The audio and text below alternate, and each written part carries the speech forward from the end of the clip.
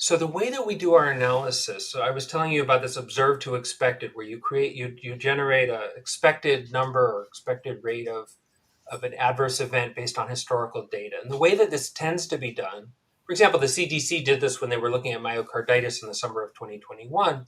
They adjust for age, they adjust for sex, but that's about it.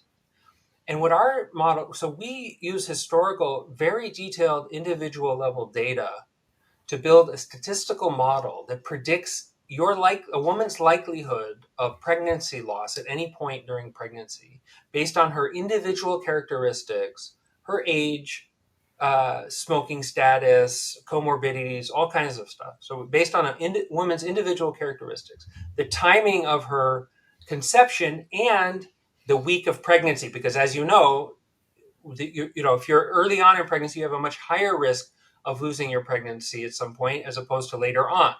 So you really need to take that into account. And existing research hasn't done a very careful job of doing that.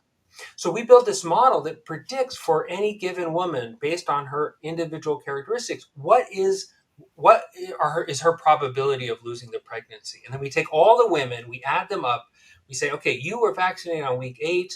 And so now this is the number. These women were vaccinated on week 8. This is the number of pregnancy losses we should expect to see, and this is the number that we actually see. And so we're already adjusting for things like age and stuff like that when we generate our expected numbers. So it's not an issue of age or something like that.